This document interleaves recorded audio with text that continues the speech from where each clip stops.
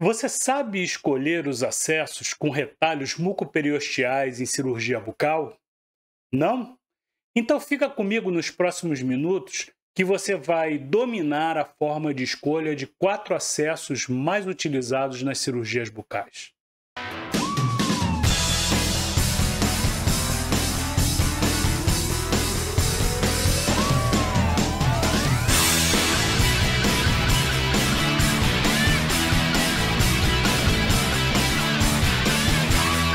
Meu nome é Abner e este é o canal Odonto Desesperados. Nós vamos falar hoje sobre acessos cirúrgicos bucais. Vou explicar para você o objetivo e a utilização de 4 retalhos mais utilizados em cirurgia bucal. Bom, vamos começar falando sobre qual é o objetivo de um retalho cirúrgico. Então, o objetivo de qualquer retalho que a gente faça cirúrgico é criar uma zona onde eu possa ter acesso visual à zona que eu vou operar. Então, por isso, nasceram tantas formas diferentes de retalho. O primeiro retalho que eu vou falar com vocês é o retalho em envelope. O retalho em envelope é um retalho bem simples, na verdade é o mais simples dos 4 que eu vou mostrar aqui para vocês, e ele tem a intenção, tem o foco na área cervical das raízes dos dentes remanescentes, enfim, na área cervical de dentes e raízes, ok? Como é que é esse retalho? Eu pego o meu bisturi, percorro no sentido daquela linha vermelha que vocês estão vendo no monitor, ali no modelinho, e vou separando a gengiva do osso, fazendo uma sindesmotomia, né, com o meu bisturi, tendo a intenção de pegar um número maior de dentes para além daquele que eu vou operar, para além daquela raiz que eu vou extrair, ok? Então, esse retalho, como eu falei, é o mais simples de todos. Ele dá uma visão só desse início de rebordo alveolar e da inserção da raiz no osso alveolar. Essa quantidade de visualização que eu consigo com esse tipo de retalho já é o suficiente para eu posicionar adequadamente a minha alavanca e remover a raiz ou o dente que esteja, ou a lesão que esteja ali naquela região, uma lesão óssea que esteja ali naquela região. O próximo retalho é o retalho em L. Esse retalho já é uma evolução dentro do raciocínio dos acessos. O retalho em envelope, ele me dá acesso somente à cervical dos dentes, né? Ali a junção entre o osso alveolar, o iniciozinho do alvéolo, né?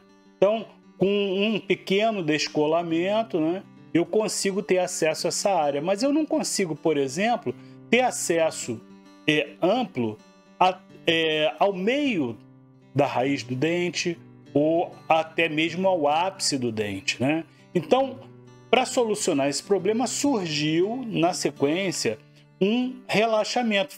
Fizeram uma incisão, né, perpendicular ao rebordo, né, à papila, e caminhando para a mucosa alveolar. Essa incisão única me dá a possibilidade de descolar esse retalho muito mais alto do que o envelope me daria. E ainda com a seguinte vantagem, eu sempre vou fazer essa incisão o mais medialmente possível para eu poder ter acesso ao foco que eu quero operar. Então, a incisão em L, essa incisão perpendicular, ela vai ser sempre feita na mesial do local aonde eu quero fazer a minha cirurgia. E vou descolar esse retalho integral, com periósteo, com tudo, né, para distal e para cima Então, essa é a forma de utilização do retalho em L. Então, o objetivo dele é eu atingir o terço médio e o terço apical de um dente, e a vantagem dele é que ele me permite fazer ampliações para distal. Quer dizer, se eu chegar, vamos imaginar o caso, por exemplo, de eu operar o primeiro pré-molar. Então, eu vou fazer a minha incisão vertical na altura da papila distal do canino. Começo a descolar. Chego no ápice do primeiro pré-molar. Descubro que tem lesão no ápice do segundo pré-molar também. Se eu quero chegar lá, eu amplio para além do segundo pré-molar até o primeiro, ou mesmo até a distal do primeiro molar, e descolo aquilo com mais facilidade para eu poder ter acesso à raiz, o ápice, né, do segundo pré-molar. Entenderam? Então, a incisão em L é uma incisão bastante versátil, que pode ser ampliada durante o processo cirúrgico se eu tiver necessidade de ampliar esse acesso, né? Então, essa é uma grande vantagem do retalho em L. A grande observação é que esse corte perpendicular que eu faço em direção à mucosa alveolar, ele precisa manter uma base mais larga do que a parte onde eu iniciei a minha incisão, né? A parte mais junto ao colo do dente. Então a base tem que ser mais larga e a parte que está mais junto ao colo do dente mais estreita. O objetivo desse formato que se dá para a incisão é manter o melhor possível a vascularização dessa região que foi dissecada. Bem, seguindo o raciocínio, o próximo retalho vai ser o retalho trapezoidal. Por que eu estou dizendo que é seguindo o raciocínio? Como nós vimos, no retalho em L eu consigo atingir o ápice do dente, mas vamos imaginar que essa região seja mais ampla, eu preciso pegar 2, 3, 4 dentes. Então não adianta eu querer forçar o retalho preso em uma das pontas e somente solto em uma delas para chegar no ápice do último dente, o que está mais distal. Então, por conta disso, se fez um novo corte perpendicular. E aí se transformou numa figura trapezoidal, com a base mais larga, exatamente para poder preservar a alimentação sanguínea do retalho, e eu consigo, desta feita, elevar esse retalho o máximo que eu preciso. Então, por exemplo, cirurgias como levantamentos de seio, instalação de implantes zigomáticos, qualquer coisa que eu precise uma área maior de visualização, eu vou usar o retalho trapezoidal. Entenderam? Então, essa é a evolução. Eu vou ter uma qualidade melhor de visualização do meu campo operatório dentro de uma extensão. A má notícia é que ele não permite que você faça extensões, né, que faça ampliações para mesial e para distal. O que você escolher vai ficar daquele jeito. Você só consegue ampliar para cima, né, ou para baixo. Você só consegue ampliar o retalho por descolamento para apical. Sempre vai ser essa aí a posição do meu retalho trapezoidal.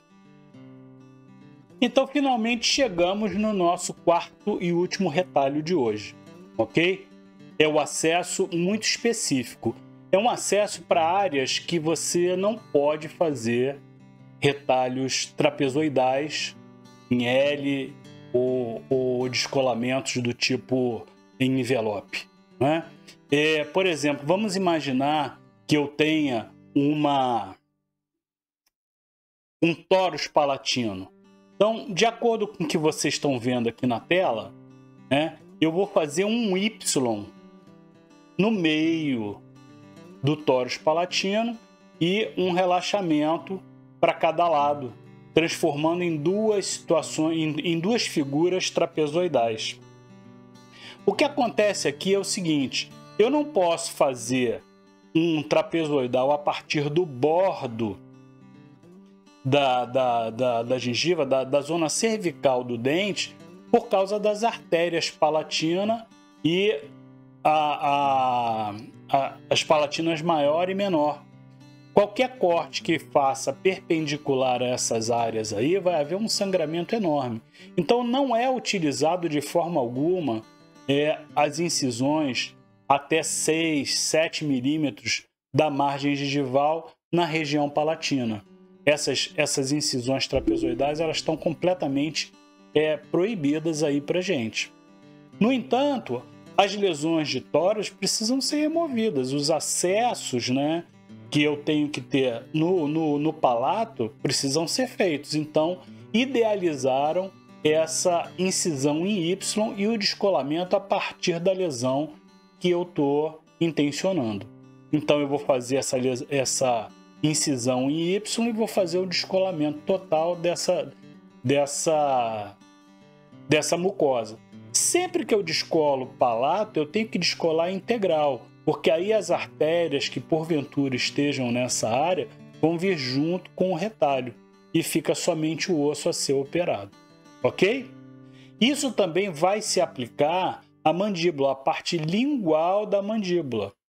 Ali também, se você tiver tórax, a incisão para fazer o acesso vai ser essa aí, uma incisão em Y, e se ele estiver muito próximo da margem cervical, pode ser feito aí com o descolamento em envelope, mas fica muito difícil depois para você cortar o osso. Mas dependendo do tamanho da lesão e dependendo da localização dela, pode ser feito. Se ela estiver bem próxima da zona cervical do dente, pela lingual na mandíbula, pode ser feito com um descolamento em envelope, né? Uma incisão em envelope. Mas o usual é que os tórax nasçam numa região mais baixa na mandíbula, na face interna da mandíbula, né? Então você precisa usar o acesso em Y. Então, agora chegamos ao final do nosso vídeo. Então vou repassar rapidamente aqui o que a gente viu até aqui, que foram 4 tipos de retalho. O primeiro retalho foi o retalho em envelope, em que eu descolo, né, que eu faço uma sindesmotomia com o meu bisturi e descolo com o meu descolador um trecho da minha gengiva que intenciona apenas a parte cervical dos dentes e das raízes ou das lesões em que eu esteja trabalhando no rebordo alveolar. O segundo foi o retalho em L, que foi uma evolução da necessidade de acesso a regiões mais altas nos dentes.